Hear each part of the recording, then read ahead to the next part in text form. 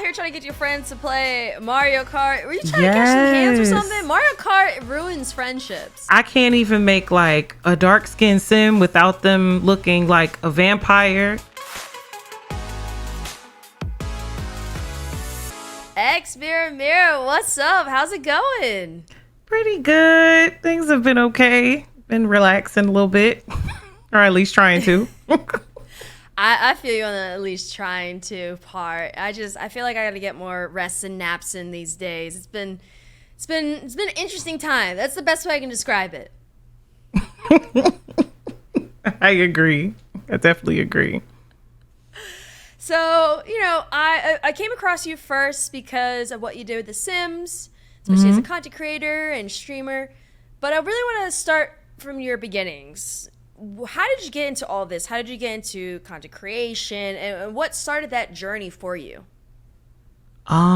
So years ago, like I've always been a gamer, like literally as long, since like the age of 4. So for years. And I've always gamed. As I got older, I always was like the one in the friend group that was always into video games. And I used to have to like beg my non-gamer friends to like play with me, whether it was like Mario Party, Mario Kart, or Halo and stuff like that. So I was always like the lone gamer for years. And then a friend recommended that I stream on Twitch, and that's where it started, because I didn't know that Twitch or content creation was a thing. Like I knew, there's some creators that I know and like speak to this day that I used to watch in high school and in college.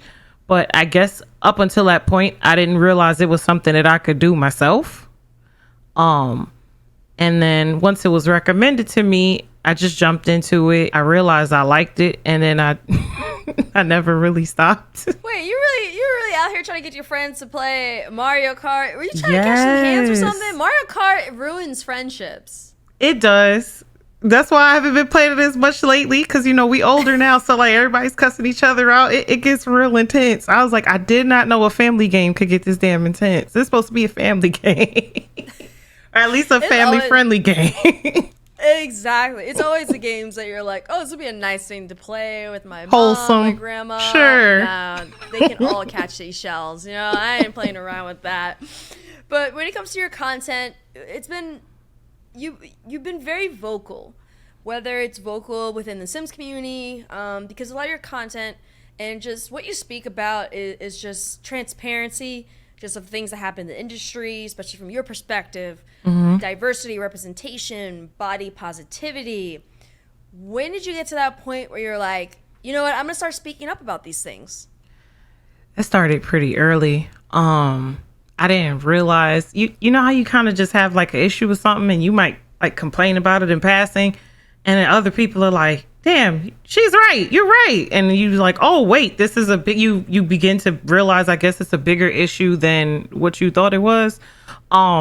So when I wanted to make Sims content, like I said, I've been gaming for years. I've been simming since middle school. So I started simming probably somewhere between like the ages of like 9, 10. It started off on console. One thing I noticed that it didn't really, even as a kid, I downloaded mods. I downloaded mods like locks and Afro puffs and like urban streetwear mods that they had for like The Sims 2 back in the day. But like to be an adult and to still have to like get to that point of like, damn, there's nothing to like either represent my culture, or I can't even make like a dark skinned sim without them looking like a vampire. It wasn't until like people would come and tell me like the vampire pack came out and I can't tell the difference between the vampire skin tones and the darkest skin tones in the game. Yeah. And we would complain about that. We would complain about like, I'm like, I would like to make some dark skinned sims for my Let's Plays. I would like to make Sims. Maybe I want to make a self sim with a little Afro puff. Like maybe I want to put some cornrows on a sim that don't look, struggly. Because, that's a common thing with games too, the struggly Afro hairstyles. And, we would have these conversations on stream. I talked about all different types of things. Skin tones, the colorism in the communities. I used to talk about a lot of stuff on stream. And, one day I had an interview and it went viral, and that was scary. I was like, what? So when that went viral, like what happened after, because this was something you've been talking about for a while. Yeah. Started to catch wind. So what changed following that virality? It was wild because it had The Sims trending for like a week. Like it kept The Sims at the top of trending on Twitter for like a week. And you just every day blew up my notifications so bad. It was to the point where, on Twitter where it says like, hey, you're getting a lot of notifications. You sure you want to like fix this? And I was like, yes, please. My phone is dying. But it was eye-opening to see so many people express the same concerns. Like I said, not just about skin tones, but just the lack of representation for like different cultures in the game, period. It opened up a bunch of different conversations about a bunch of different things that The Sims 4 was lacking. Because for me, I say at the most basic level, a life simulation game should have decent skin tones and decent hair at the very basic level. But it opened a lot of discussions. I got to see a lot of negative commentary, positive commentary. It was a lot of arguing too. Some real foul stuff being said, either like about me, and I was like, damn, all I wanted to do is be able to make like a chocolate colored sim, you know what I'm saying? Like a brown skin sim.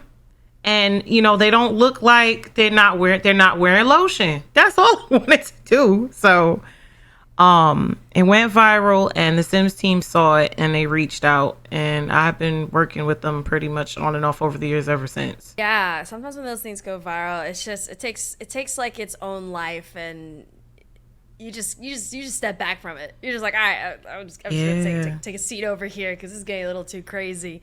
But at least there were positive things that came from it for you. Mm-hmm. And, following that, eventually you got to the point where you made Noir. Mm-hmm. And we're starting to see more individuals that are looking to create more inclusive environments or groupings to help other creators. So for you, how did you approach that process of creating Noir?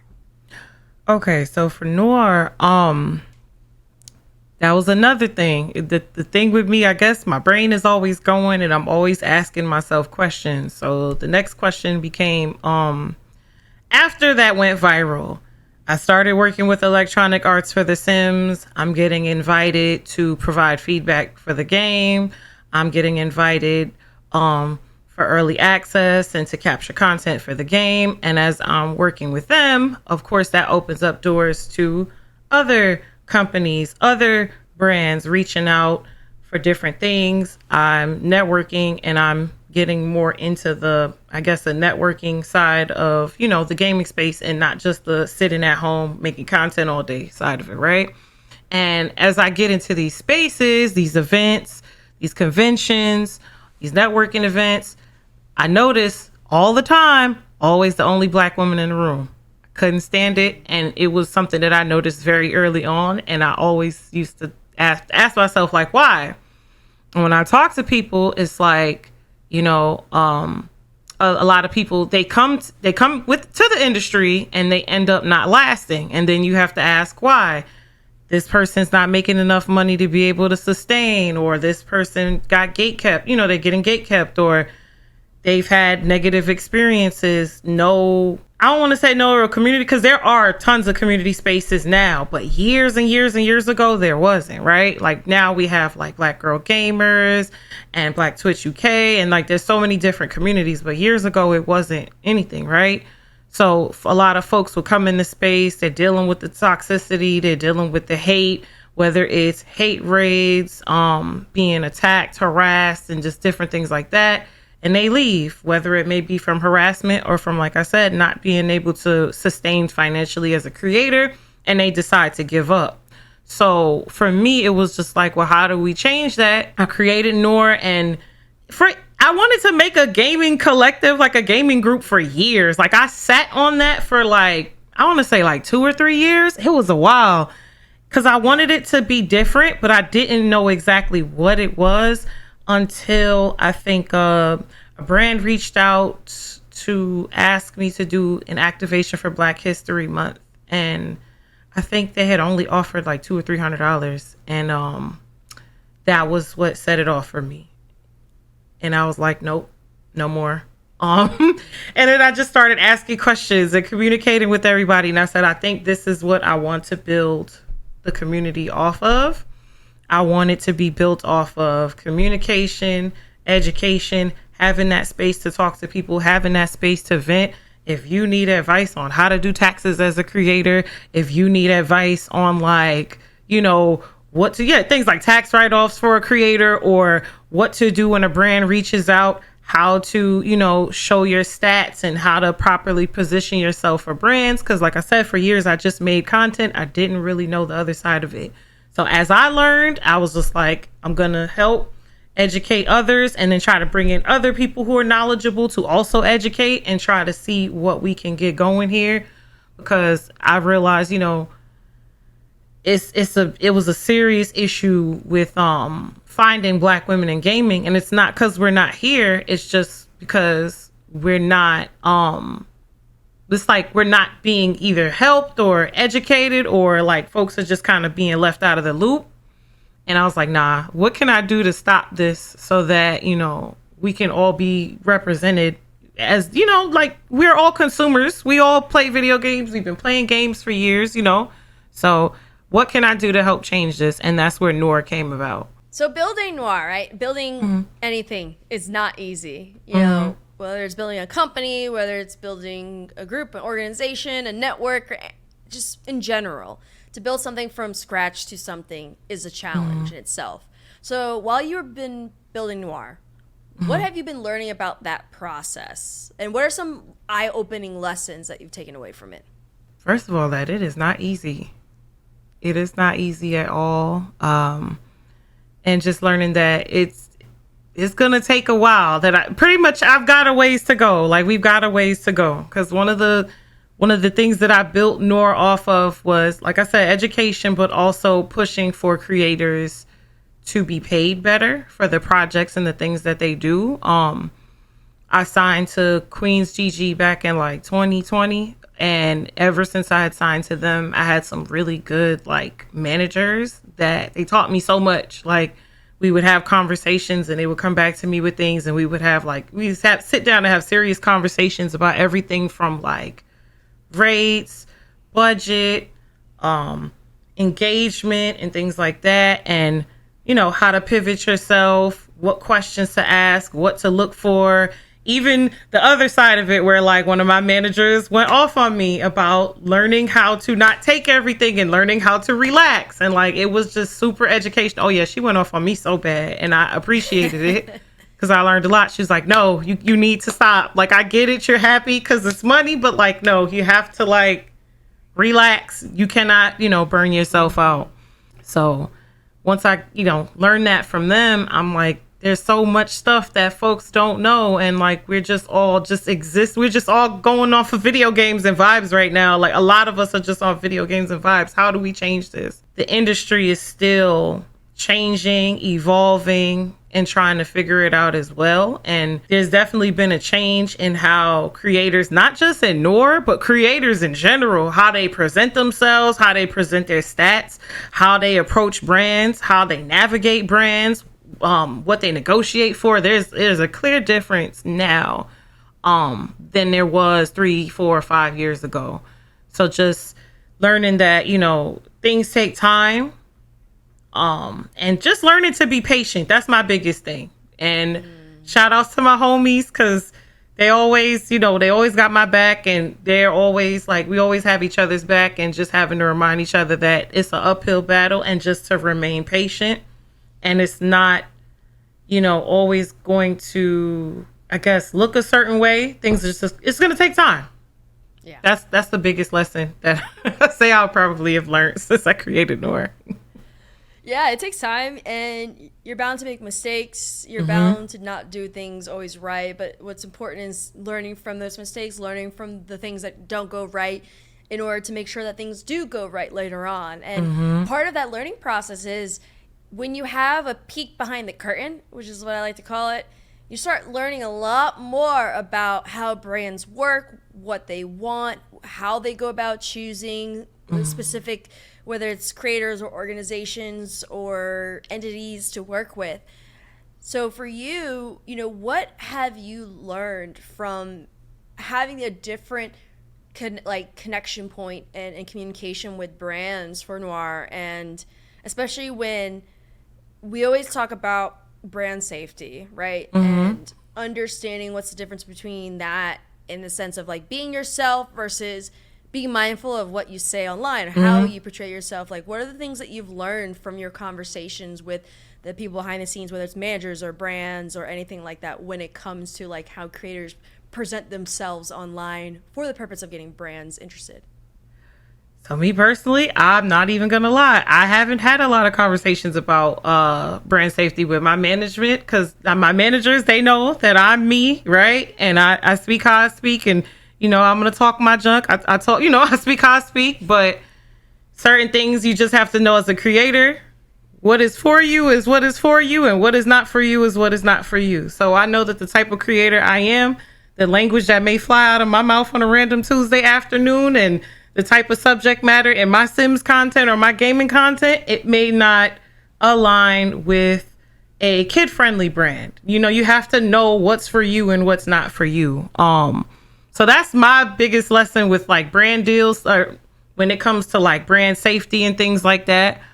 But when it comes to like social media, I don't know. I'll be honest with you. I've seen some things, because I've seen what are they called? I think brand social media audits, where they like search the creator's language, and some I still have questions about that, and like what it picks up and what language is, what language use it picks up, because I don't know if it factors in things like AAVE and like people's dialect, how people speak all over the country and different things like that. So I still kind of like have questions when I look at, like, when I work with brands and I ask them to provide it for me, just to see what they look at when they find me. I always ask people, how'd you find me? What brought you to me? Right. So that's one of my biggest things. But yeah, I know, like, folks discuss brand safety, but honestly, my personal belief about that is what's meant for you is meant for you. And I also do firmly feel like if a brand is not willing to work with you because you are honest and forthcoming about things, and that is not the brand you want to work with anyway. Because sometimes some things just need to be said. And if a brand is looking at you and saying that you are not brand safe because something happened to you and you were vocal about it, or, you're vocal about certain issues or things that, because we live in a world where people consider human rights political. Like, someone's right to vote or someone's right to have access to certain things in this country, that's seen as political.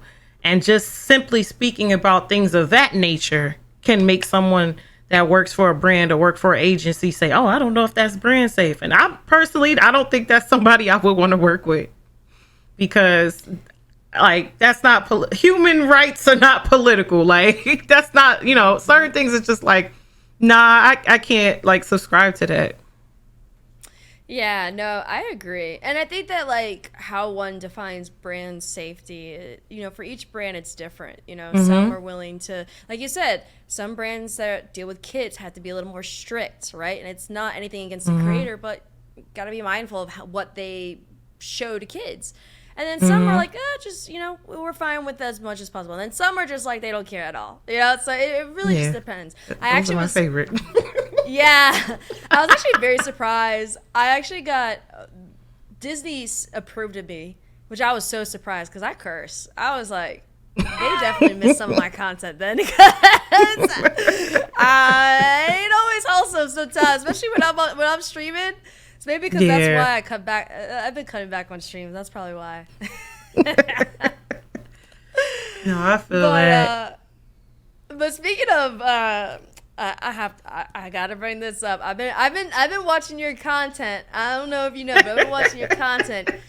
Your GTA server stuff is Oh, wild Lord. sometimes, girl. It is wild. So for those who don't know, XMiramira, she does GTA modding. She has a server, and it's something. So Not the talk to us a little bit chaos. more about that.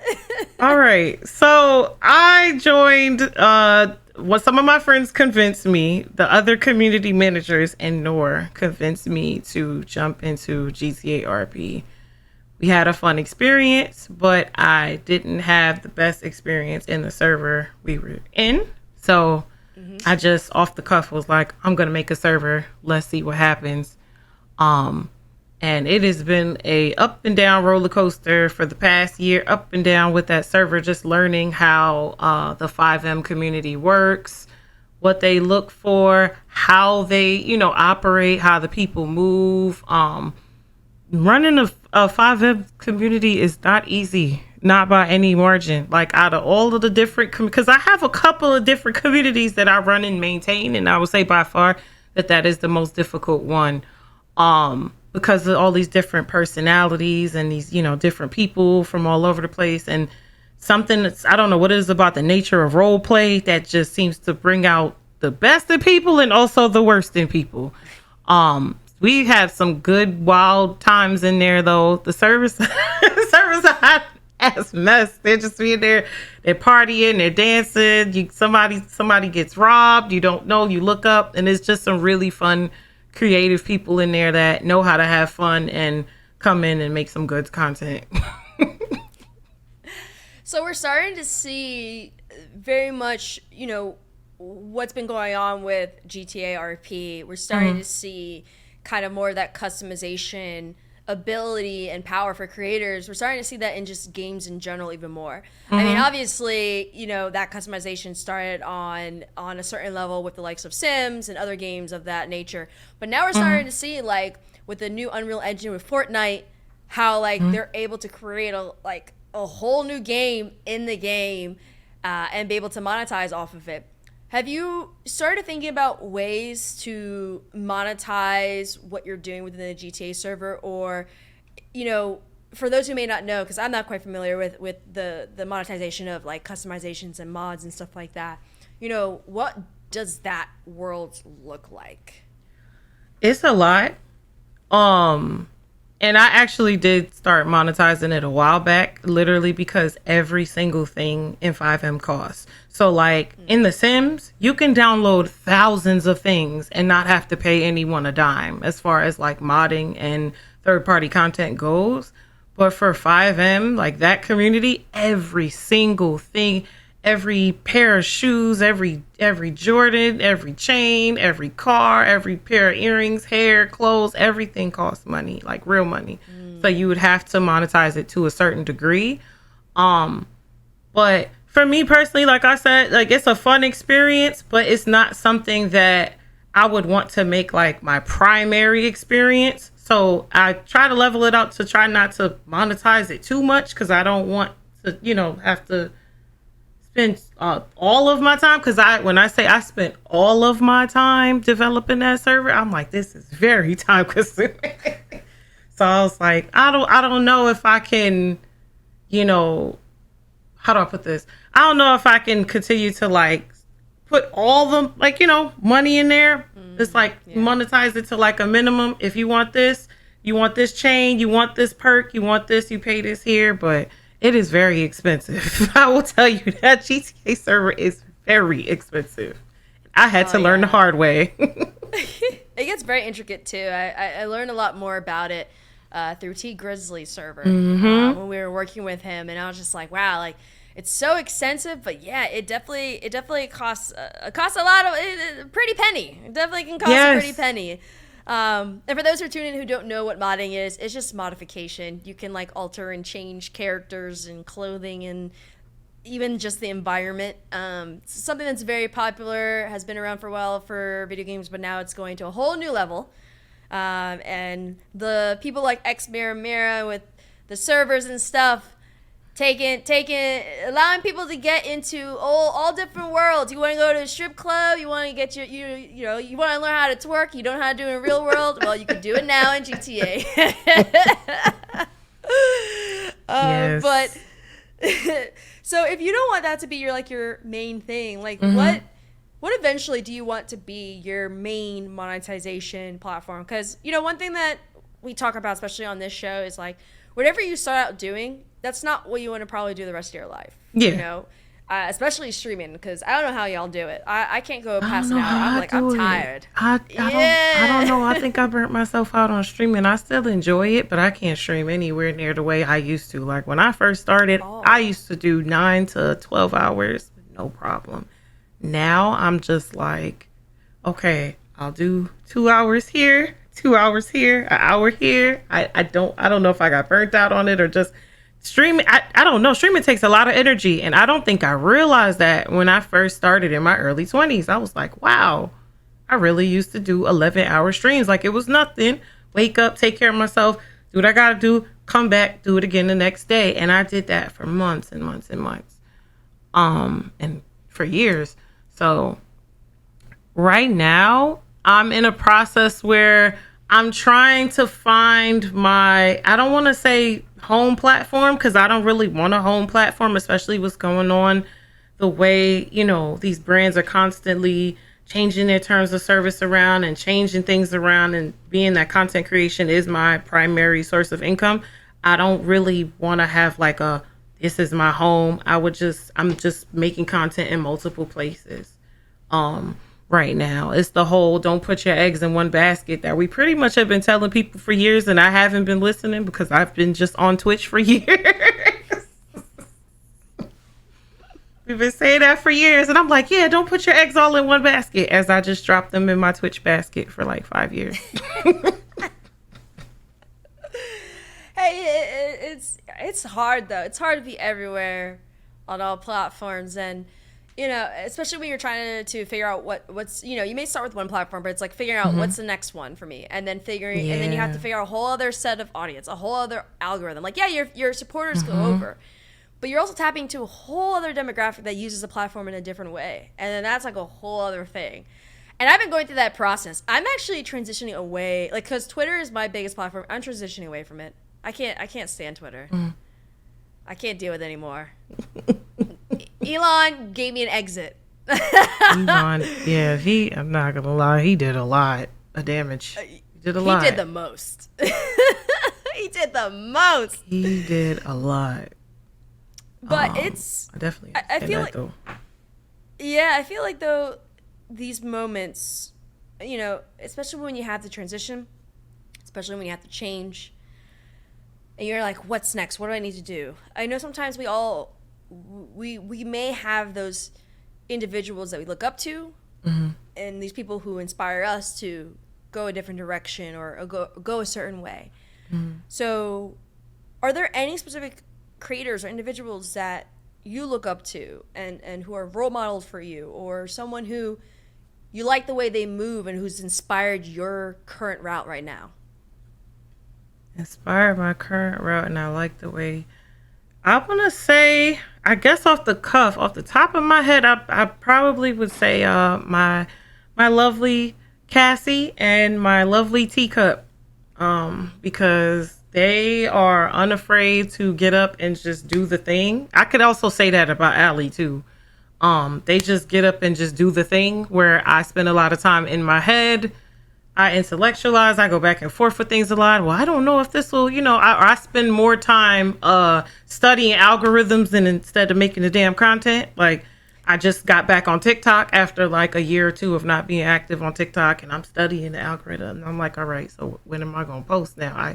I know what to post, know the hashtags, have an idea what I want to post, like just post the stuff. So I definitely would say off the top of my head, I would think the three of them. They're very like about it. Cassie I'll be sitting there talking to Cassie one day, and she'd be like, yeah, babes, I'm going to do this. I'm going to do that, babes. And she would just hop up, do it. I look up, she does it. I look up 5-6 months later, she got a sponsorship for that same thing she said she was gonna start doing. I'm like, yo, this girl is just moving. I love it. I love it. Like, she does not play any games. She is just like, we got to work, and, we go through things and we have issues like in the community or things that stress us out and aggravate us. And she's just like, nope, push through, get back to work. Like, let's go. We got to do it. We got to do what we got to do. Yeah. Sometimes you got to just stick with it, right? Especially when you see a lot on social media is when there's new platforms and people want to jump to it. We've been seeing that in the streaming world. And sometimes you just gotta stick to what you know, what you like, what you think is best. I do think sometimes whenever there's a new platform, it goes back to you gotta know what's best for you. Mm-hmm. And you gotta know what works for you may not be what the newest, hottest thing is, right? It could be something else. How are you able to navigate knowing when something's popping and you're like, and every creator's like, oh, I gotta get on this platform. Like, do you take, because you seem like a overthinker, like I am, like, do you take your time? Mm-hmm. Do you assess and say, like, okay, this makes sense for me, this doesn't make sense for me? So for me, I kind of I do a little research, I ask questions, but I don't like to jump into things immediately. Like, I know a lot of people have migrated to Kick. One of the first things I always recommend people to do when a new platform is created, go grab your username. Because right now, I'm not interested in streaming on Kick, but 6 months from now, I could wake up one day and be like, I want to go do a Kick stream. Let's go see what Kick is about. And I'll have my username when I'm ready to go do that. So a lot of people are like, yeah, Kick is the wave. Kick is the wave. I don't like running into companies, running into things in its infancy like that. I like to let it evolve and see, let things play out a bit, see how people feel about it. See, then I'll, on my own time, jump in and see how I personally feel about it. So like a lot of folks went to Kick. I just up and said, I'm going back to YouTube. And I've been streaming on YouTube for like the past month. And just getting back to like that workflow of having to like, I guess, retrain my brain to go back to, you're not just streaming anymore. Now you have to go back to editing videos. And I haven't edited a video in some years. So having to get back into that workflow again. Because I was like, you know what? I missed my YouTube channel. I'm gonna go back to my YouTube channel. And then I've just been over there just making content. Yeah.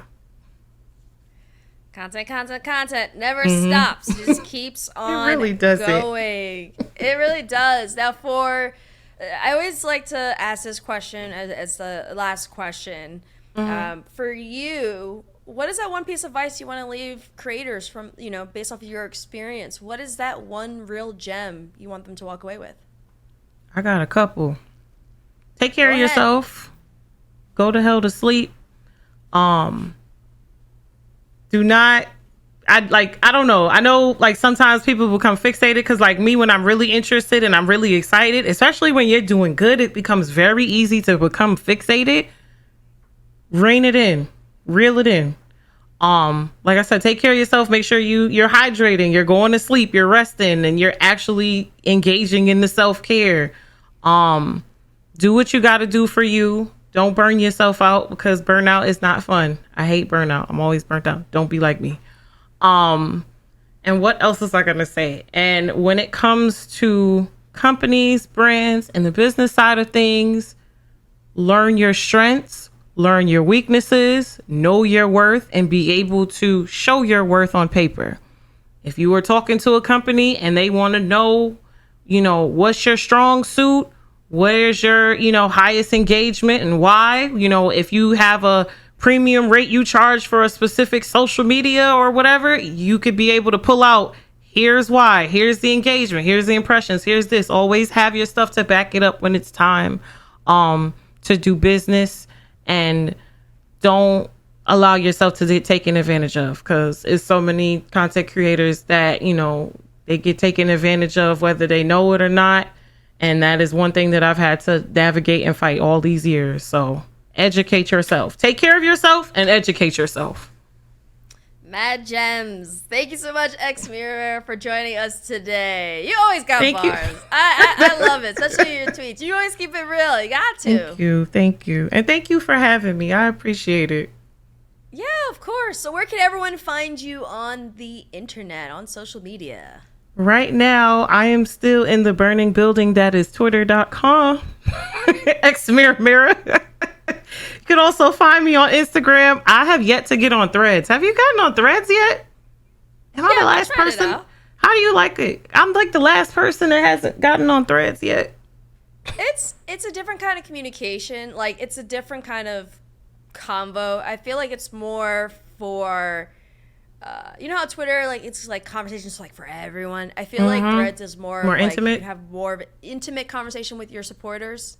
Yeah, which I like. I don't because I feel like sometimes on Twitter you'd be having a conversation and then you get someone coming in and you're like, whoa, hold on, who are you? Where did Henry come from? Exactly. But hey, I mean, listen, you could still get your, like you said, get the account. You don't have to use it. Just check it out. If you don't want to use it, don't have to. You can just have it there, you know? Okay, so I gotta go get on Threads. But yeah, Twitter, XMiramira, XMiramira.com. Everything is XMiramira. That's the thing I always tell people. Pick a name, stick to it, and make sure it's consistent everywhere. XMiramira. Absolutely. Consistency. Well, once again, thank you so much for joining me today on Real Gems. Really appreciate it. Thank you for having me. You're welcome. And thank you to all of the viewers and Thank you to all the viewers and listeners for tuning in today. What gem from today's episode did you really enjoy? If you liked hearing from XMiramira about her journey and her fabulous perspective in the creator economy space, well, guess what? We have much more in store for you later on. Until next time, my name is Erin Ashley Simon. Oh, wait, hold on. Like, subscribe, comment, follow on all audio platforms of YouTube. I'm bugging. Yo, drop that like, please. Come be part of the Real Gems community. Now I'm going to go to the end. Once again, my name is Erin Ashley Simon. Until next time, I'll see you later. Bye, everyone. Awesome. So we're going to pause recording. And then it has to say complete.